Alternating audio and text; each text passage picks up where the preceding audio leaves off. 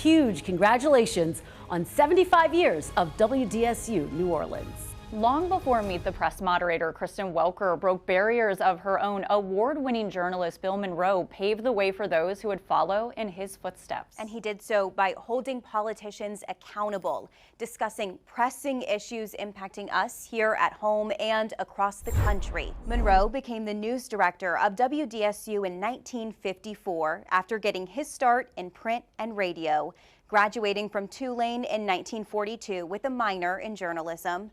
But he would quickly realize how major of an industry this would become.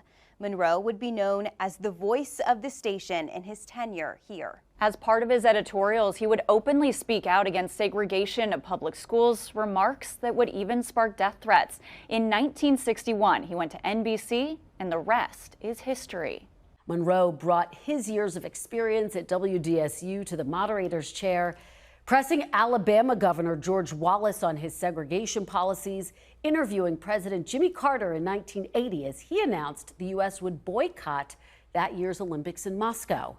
Monroe served as moderator of Meet the Press for 9 years, leaving behind an incredibly strong legacy of holding those in power to account. Monroe passed away in 2011 at the age of 90. 7 Super Bowls, 6 NCAA Final Fours, 5 college football national championships. The Superdome has been a fantastic host to sports' biggest events. The culture of sports in our area has a rich history and is woven deep into the fabric of our community. So let's take a walk down memory lane, showcasing the greatest moments in local sports over the past 75 years. When WDSU came on the air, the most popular sports team in town was the New Orleans Pelicans. No, not these Pelicans. These Pelicans, the minor league baseball powerhouse who in 1948 drew more than 400,000 fans to their games in Mid-City and hosted exhibitions against the New York Yankees and Joe DiMaggio. In 1948, the Sugar Bowl was establishing itself as a national brand, and WDSU helped that cause, broadcasting the first televised game. Always a party city, the sweet success of the Sugar Bowl helped make New Orleans a mainstream event city, leading to the expansion into professional sports. On November 1st, 1966, New Orleans went pro, landing the NFL's 16th franchise, the New Orleans Saints. New Orleans was an interesting market and an attractive market at that particular time.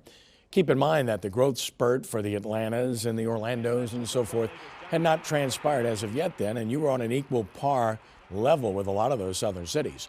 And New Orleans became the crown jewel of southern sports with the construction of the Superdome in 1975. The iconic stadium, part of the city's skyline, and for nearly 5 decades has hosted every major college and professional sports championship. This is a hell of a build. It's a building that we should be proud of. Playing LSU, UNO, all in action. WDSU is proud of the people who covered historic events in the Dome.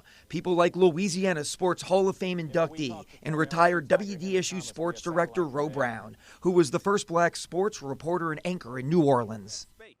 All right, I know what you're thinking. It really didn't cross my mind until you kept running into people, especially elderly African-American people that I did not know would walk up to you, put their arms around you, and tell you how proud they were of you. The passionate fans Ro is broadcasting to have taken great pride in celebrating legends of the game and quirky, unique characters proud to call New Orleans home. But overall, the city's proudest athletic moment over the past 75 years, the Saints' magical 2009 season and the victory in Super Bowl 44. Breeze's brilliance, Hartley's kick, and Tracy's pick turned the Saints into gridiron gods and the Crescent City into football's version of heaven on earth. I don't think people can describe what it means for the city unless you were there during Katrina.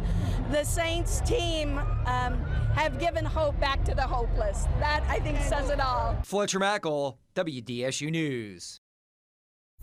WDSU not only covered the stories that mattered, but also took a stand.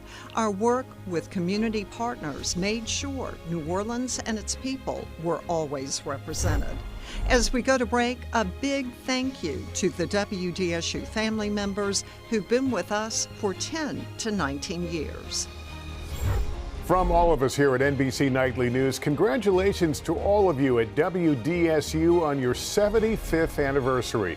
We love being your partner as you continue to bring your news excellence to New Orleans. Josh Mankiewicz here from Dateline. Congratulations to our friends at WDSU in New Orleans for 75 years.